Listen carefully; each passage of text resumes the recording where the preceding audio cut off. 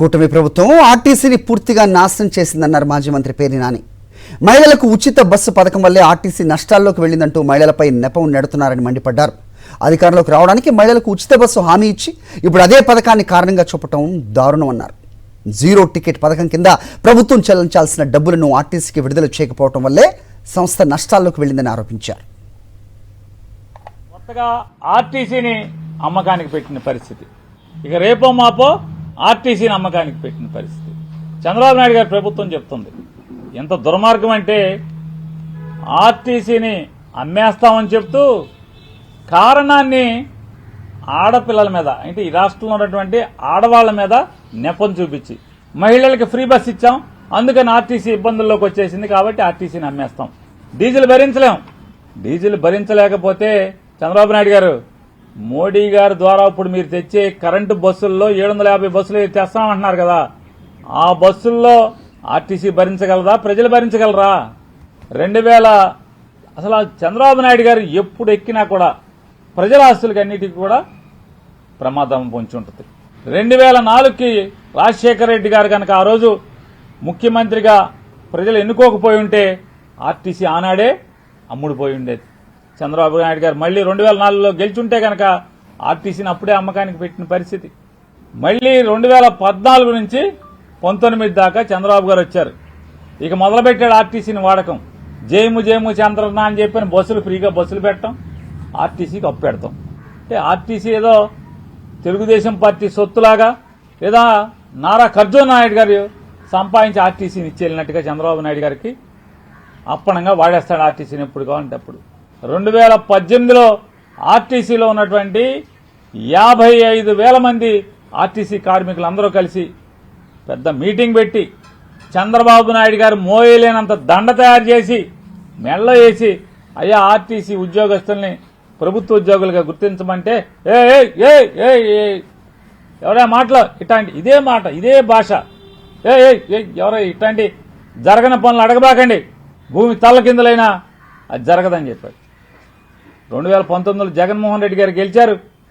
2020నే RTC కార్మికులను 53,000 చిల్లరంటే సుమారుగా 54,000 మంది ఆర్టీసీ కార్మికుల్ని రాష్ట్ర ప్రభుత్వ ఉద్యోగులుగా మెర్జి చేసుకోవడం జరిగింది. జగన్మోహన్ రెడ్డి గారు ఎక్కి చంద్రబాబు నాయుడు గారు దిగే నాటికి 2019లో ఆర్టీసీకి ఉన్నటువంటి అప్పులు 6,300 కోట్ల ఆపరేషనల్ డెట్స్, అంటే నిర్వహణ అప్పులు 6,300 కోట్లు జగన్మోహన్ రెడ్డి గారు ముఖ్యమంత్రి అయ్యే నాటికి ఆర్టీసీకి ఉన్నటువంటి మరొక 3,350 కోట్ల రూపాయల ఎక్యుములేటెడ్ డెట్. ఎక్యుములేటెడ్ డెట్ అంటే ఉద్యోగస్తులు రిటైర్ అవుతారు, వాళ్ళకి ఇవ్వాల్సిన డబ్బులు ఇవ్వరు.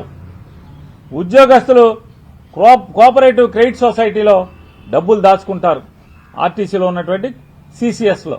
ఆ డబ్బుల్ని జీతం నుంచి ప్రతి నెల ఆ దాంట్లోకి ఆ తీసుకున్న అప్పుకి ఇన్స్టాల్మెంట్ కట్ చేస్తారు, ఇన్స్టాల్మెంట్ జమ చేయరు. అంటే సిసిఎస్కి ఎట్లా ఆర్టీసీ అట్లా అప్పు పడుతుందంటే, ఆర్టీసీ ఉద్యోగస్తులు అప్పు తీసుకుంటే సిసిఎస్లో వారి జీతంలోంచి కట్ చేసి దాన్ని సిసిఎస్కి రెమిట్ చేయాలి. సిసిఎస్కి రెమిట్ చేయకుండా ఆర్టీసీ ఎగ్గొట్టి వాళ్ళ దగ్గర ఉంచేసుకుని జీతంలో కట్ చేస్తారు. అంటే ఎందుకని? జీతాలే జగన్ గారు ఎక్కేప్పటికీ ఆర్టీసీ ఉద్యోగస్తుల జీతాలే ఎప్పుడు లోన్ వస్తే ఆ తారీఖున లోన్ తీసుకుని జీతం ఇచ్చే పరిస్థితి. ఆర్టీసీ మంత్రిగా నా కళ్ళతో నేను చూశాను. బ్యాంక్ వాడు ఎప్పుడు లోన్ ఇస్తే అప్పుడు తీసుకొచ్చి ఆ తారీఖున 1వ తారీఖు లోన్ ఇస్తే 1వ తారీఖు, 5వ తారీఖు లోన్ ఇస్తే 5వ తారీఖు, 10వ తారీఖు లోన్ ఇస్తే 10వ తారీఖు తీసుకొచ్చి జీతం ఇచ్చే పరిస్థితి. బ్యాంక్ లోన్ వస్తేనే ఆర్టీసీ ఉద్యోగులకి జీతం ఇచ్చే పరిస్థితి. ఇంకొన్నాళ్ళు ఆగి ఉంటే కనుక బ్యాంకు అప్పులు కూడా ఇచ్చే పరిస్థితి లేదు. ఆ స్థితిలో జగన్మోహన్ రెడ్డి గారు ఆర్టీసీ ఉద్యోగస్తులందరినీ కూడా ప్రభుత్వ ఉద్యోగులుగా చేయటం వల్ల నెలకి 300 కోట్ల రూపాయలు, సంవత్సరానికి 3,600 కోట్ల రూపాయల ఆర్టీసీ ఉద్యోగస్తులు సుమారుగా 53,000 నుంచి 54,000 ఉద్యోగస్తుల యొక్క జీతభత్యాలు మొత్తం కూడా ప్రభుత్వం తన భుజాల మీదకి ఆ భారాన్ని ఎత్తుకుంది. ఆ భారాన్ని ఎత్తుకోవడం వల్ల జగన్మోహన్ రెడ్డి గారు దిగిపోయి చంద్రబాబు నాయుడు ఎక్కేప్పటికీ ఆర్టీసీ యొక్క అప్పుల భారం 2,000 నుంచి 2,500 కోట్ల మధ్యకి దిగిపోయిన పరిస్థితి.